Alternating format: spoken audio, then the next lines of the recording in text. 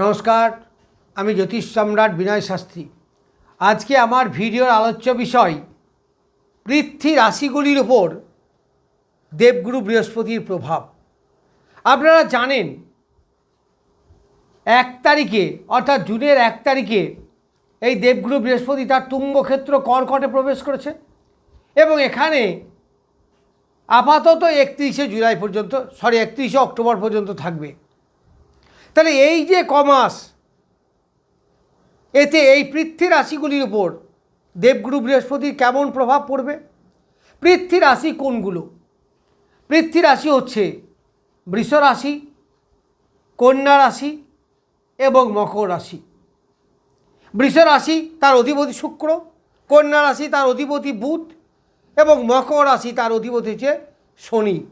এই দেবগুরু বৃহস্পতি আমাদের মূলত যে জিনিসগুলোকে দেয় সব জায়গাতেই তার প্রভাব আছে, তবে মূলত অর্থনৈতিক ক্ষেত্র, এডুকেশন, সন্তান, সাংসারিক সুখ ইত্যাদি, এইগুলো হচ্ছে তার মেন ক্রাইটেরিয়া। প্রথম বলি বৃষ রাশি বা লগ্ন। এই বৃষ রাশি বা লগ্নের অষ্টমপতি এবং একাদশপতি দেবগুরু বৃহস্পতি। সে বসেছে কোথায়? তৃতীয় তুঙ্গক্ষেত্রে। তাহলে বৃহস্পতি যদি বলবান হয়, সে নৈসর্গিকভাবে শুভ গ্রহ, তাহলে তার ফলগুলো নিশ্চয়ই ভালো হবে। অর্থনৈতিক কাঠামোর একটা আমূল পরিবর্তন হবে। প্রথমে বলি যে সে অষ্টমপতি, তাহলে যে বাধা বিপত্তিগুলো আপনাদের আছে, যে সমস্যাগুলো আপনাদের আছে, সেগুলো আস্তে আস্তে দূরীভূত হবে। এই দেবগুরু বৃহস্পতি আপনি যে উত্তরাধিকারী সূত্রে প্রাপ্য সম্পত্তি বা পরের ধন প্রাপ্তি, হঠাৎ লাভ, এইগুলো আপনারা এই সময় পাবেন। যারা অকাল সায়েন্সের ব্যবসা করেন, সেটা জ্যোতিষও হতে পারে, সেটা লয়ার হতে পারে, বা গুপ্ত টাইপের ব্যবসা, সুদের কারবার, এই সমস্ত ব্যবসায়ী যারা আছেন, যারা পিএইচডি লেভেলের স্টুডেন্ট, মাস্টার্স করছেন, পিএইচডি করছেন, তাদের কিন্তু চরমভাবে উন্নতি হবে। এই বৃহস্পতি দারুণ রেজাল্ট দেবে এবং নিজ প্রচেষ্টায় প্রত্যেকটা ক্ষেত্রে আপনার সফলতা নিয়ে আসবে। সাংসারিক সুখ আপনি পাবেন, স্বামী স্ত্রীর যে দাম্পত্য সুখ সেটা আপনার বলবৎ থাকবে।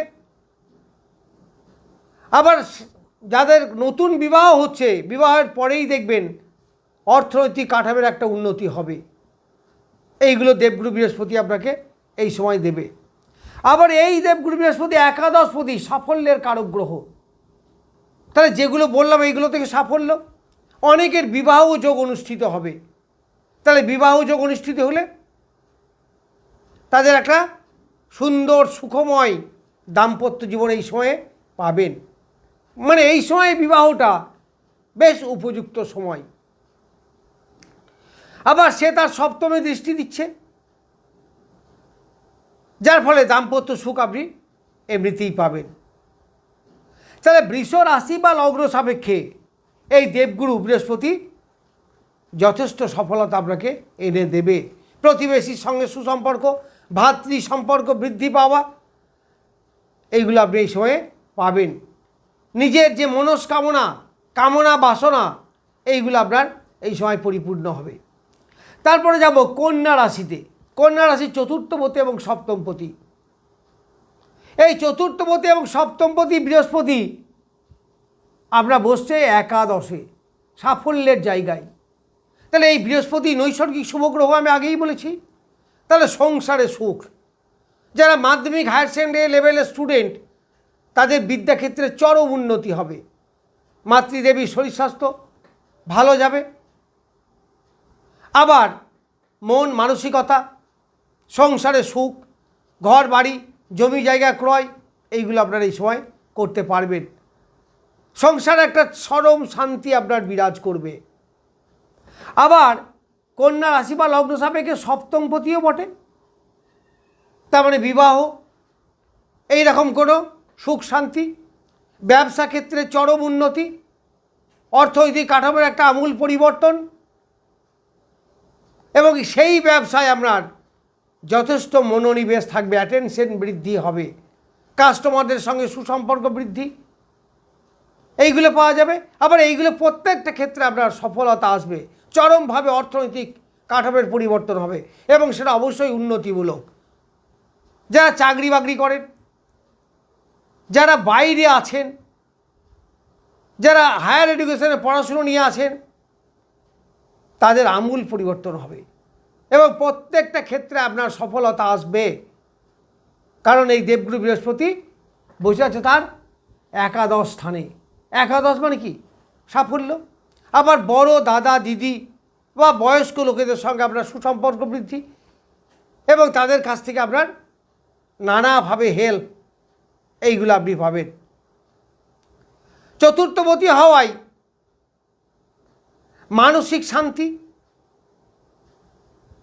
নিজের চেষ্টা বৃদ্ধি, অ্যাটেনশন বৃদ্ধি, ছাত্রদের পড়াশোনায় অ্যাটেনশন বৃদ্ধি, তাদের রেজাল্ট ভালো হওয়া, এইগুলো কিন্তু এই সময়ে আপনারা পাবেন।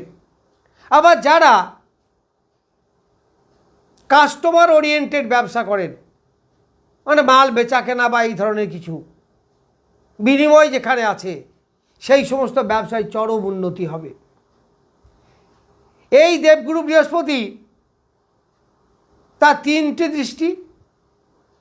প্রথম দৃষ্টি হচ্ছে বৃশ্চিক রাশি বা লগ্ন সাপেক্ষে, লগ্নে।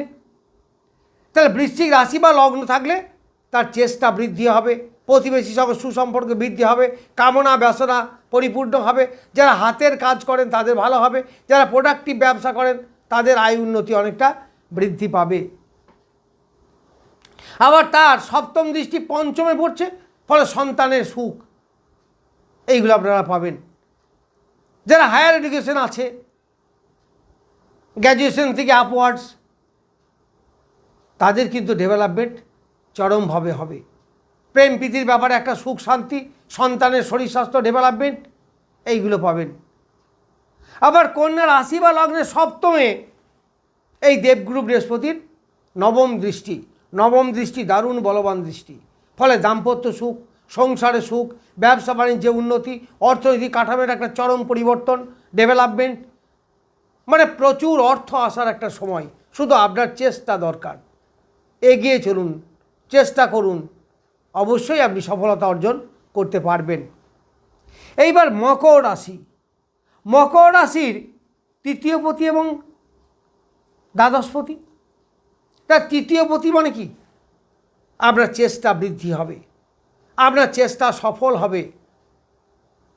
এই তৃতীয়পতি এবং দ্বাদশপতি বসছে কোথায়? সপ্তমে। তাহলে সেটা ব্যবসার জায়গা, দাম্পত্য সুখ, অনেকের বিবাহযোগ অনুষ্ঠিত হবে। এই বৃহস্পতির কাছ থেকে আপনারা এগুলো পাবেন। অর্থনৈতিক কাঠামো, ব্যবসার মাধ্যমে চরম উন্নতি, ডেভেলপমেন্ট, এইগুলো আপনারা এই সময় পেয়ে থাকবেন। আবার এই মকর রাশির একাদশী বৃহস্পতির দৃষ্টি পড়ছে, চরম ভালো, সফলতা, আয় বৃদ্ধি, কর্মের সফলতা, চাকরিতে প্রমোশন, অনেকে নতুন চাকরি পাওয়া, এইগুলো কিন্তু পাবেন। আবার তার সপ্তম দৃষ্টি পড়ছে মকর রাশিতেই, যদিও এটা বৃহস্পতির নিজ ক্ষেত্র। তাহলে শরীর স্বাস্থ্য, মন মানসিকতা, এইগুলো ভালো থাকবে।